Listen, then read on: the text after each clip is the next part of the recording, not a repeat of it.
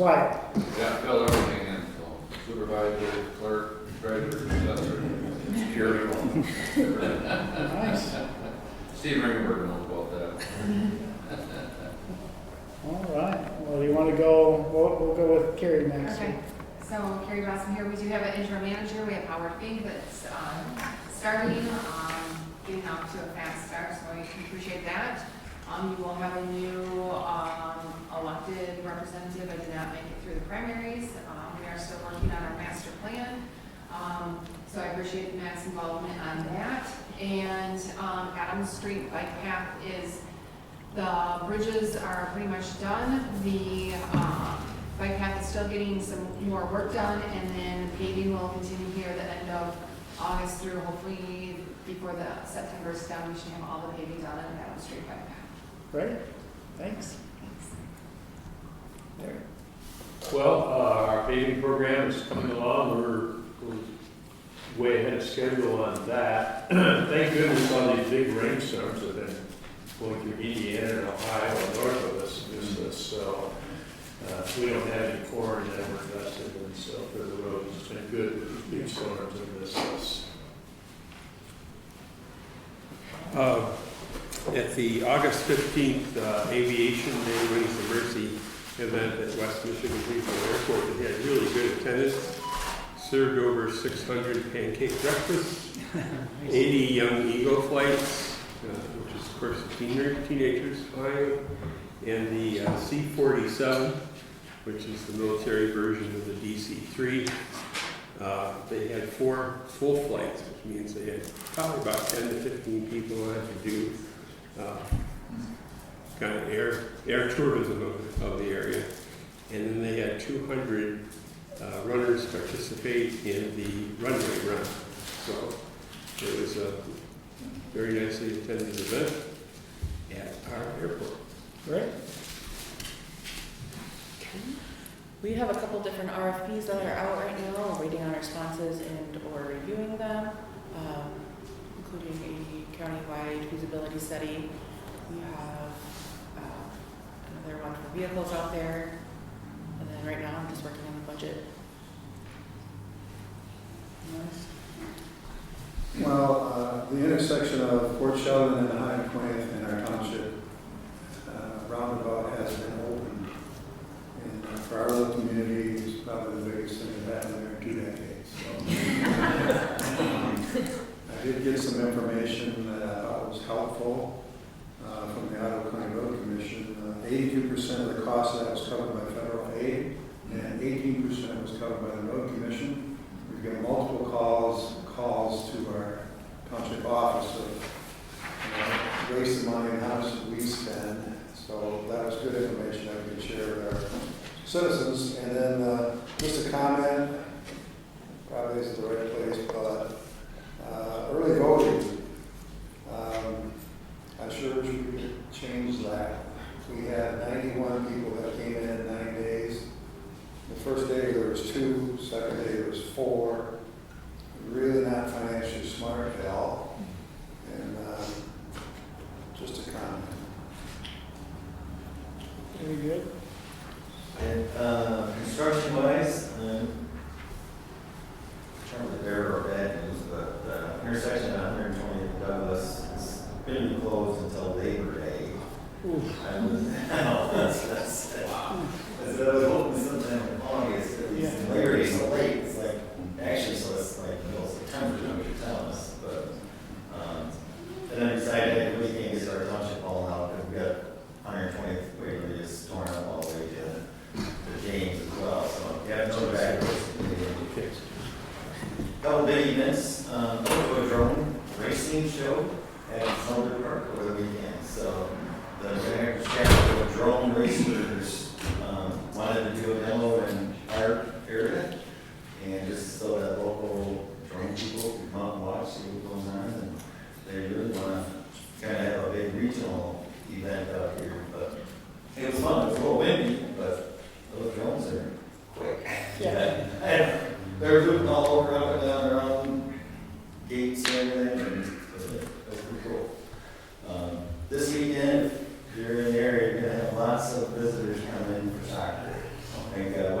the soccer fields, 2 of our park soccer fields, I don't know if any other ones, but I don't know the name of the, what it's the regional, or if it's the club teams or what, but, the restaurants and the roads and everything, gas stations will be busy, with soccer people up there, see kids in uniform.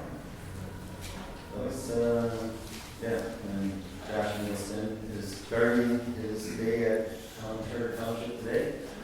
And some transition happens from now to Labor Day. He's got to line up with Steve Boltex to get all the information out, what happened in our township.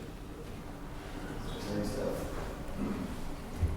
I would echo Al's comment about the early election.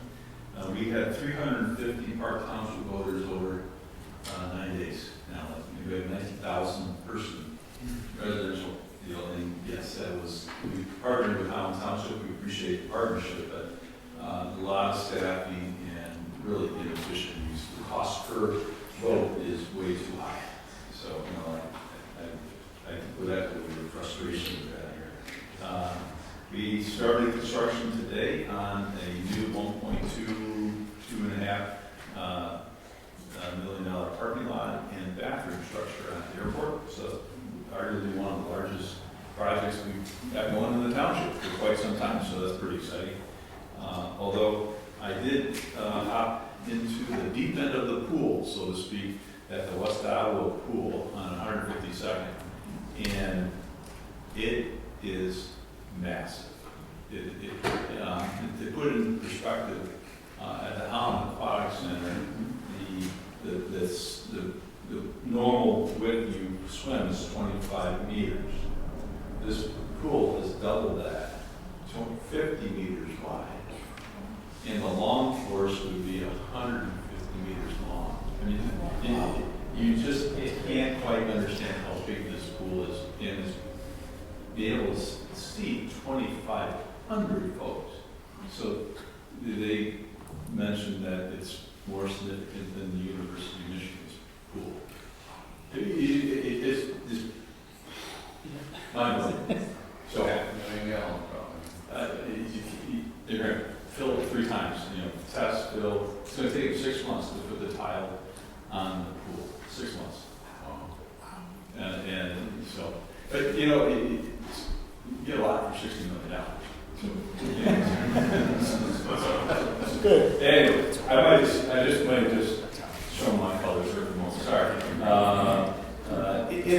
I'm excited. I'm very proud of our fire team, and if there's any interest of other municipalities posting our water safety team, they do teach water safety courses, and they continually fill up. And but if you were to say, hey, I'd like to post water safety education at your municipality, please inquire with our chief. Very proud of that. I mean, we can't do enough of that.